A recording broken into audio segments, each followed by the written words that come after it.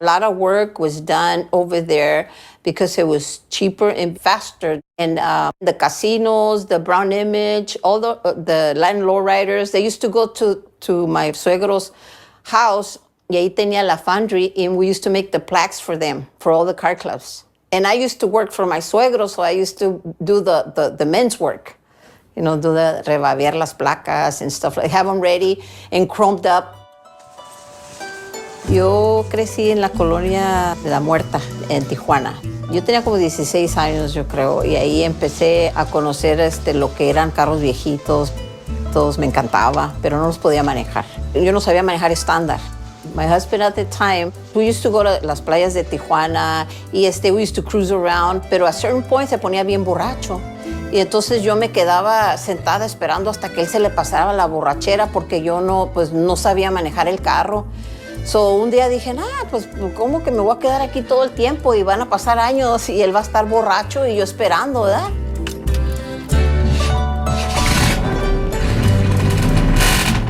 So, lo que hice fue aprender a manejar el carro y ya de ahí pues ya me gustaba sacar el carro y más me empezaron a gustar los carros.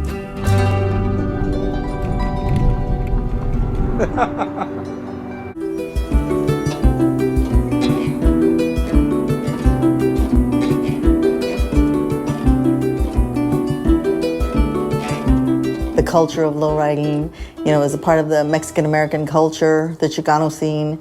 And I actually got involved through the Committee for Chicano Rights. We used to go down to the border and march. A lot of the events we went to, there was a lot of lowriders, and we would always say, man, I want my own car. I want to have my own car. We dreamed of it. We would talk about it. Back then, at that time, you got to remember, a lot of females weren't allowed in certain things, and it seemed like lowriding was one of them. Because in the workplace, I had that problem. They didn't want women where I was working at. So I got tired of it. I said, something has to be done.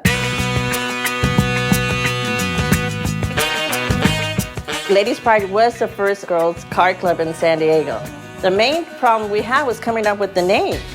And I said, we have to come up with a name that when somebody looks at the plaque, they know it's a women's car club, not just some girl driving their boyfriend's car. And then also the girls took a lot of pride in their cars.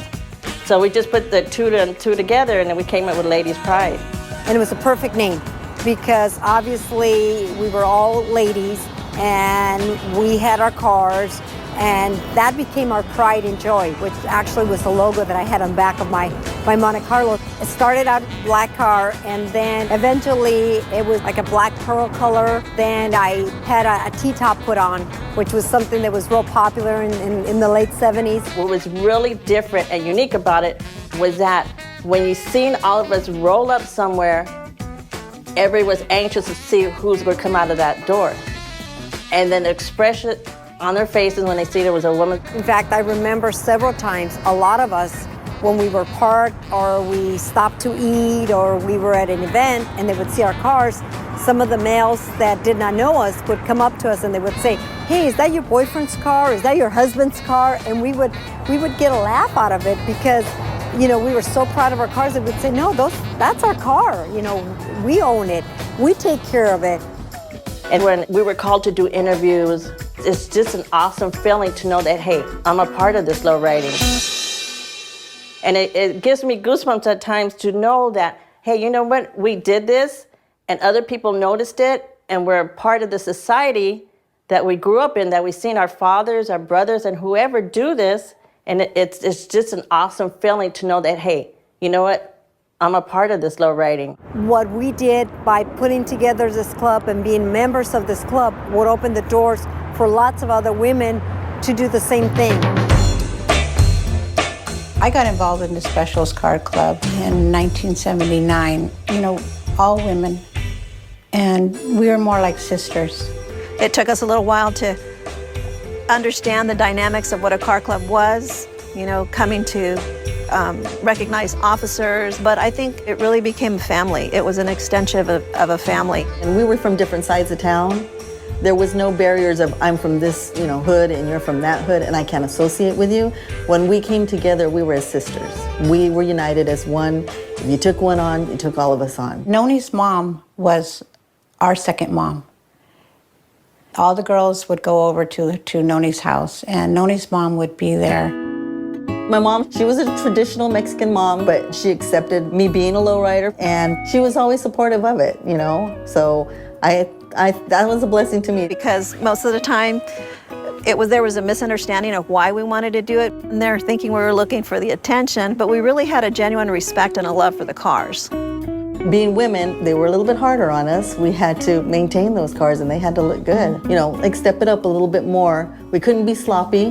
We had to be organized, Even our appearance. When we were wearing our shirts and flying our colors and flying our plaque, we had a standard we had to live up to. I always liked to be different. So I got a 1979 Cutlass Supreme. Mine was avocado green on the bottom, white vinyl on the top. So when I got it, it was stock.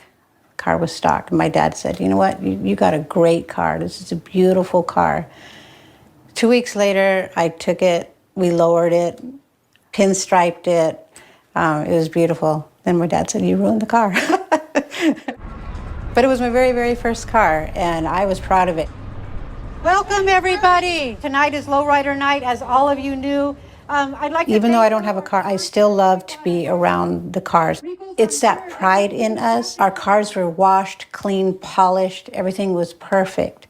And we knew that we were special. We were the Specialist Car Club. How are you guys doing? We got a trophy for the best car and the best motorcycle. So tell all your friends, tell everybody to vote. Okay. All right? Okay. To compete with the fellas and gain respect, I actually feel like I have to work a little bit harder and step up my game. My car, her name is Christine, and it's taken me about 20 years to get her to this point. And I think I built a pretty nice car, I even hear comments saying, wow, look at that, she's got the best car out here or whatever, To me, I just love my car because it's a part of me. I feel like it's an extension of me. As a club, one thing that we always look forward to was cruising, and that was on the weekends. One of the places was Sun Highland. We were always trying to establish a cruising area, and everybody picked Highland, because we had people from Chula Vista, and they come down Highland to get to San Diego, and you go that way to get to Chula Vista. And you always see people going just on their everyday drive. I was working at the cannery. I would have to work weekends. So what I would do, I knew I had to be able to work at 4 o'clock, get up early, go down to Highland leaving here about 2 o'clock.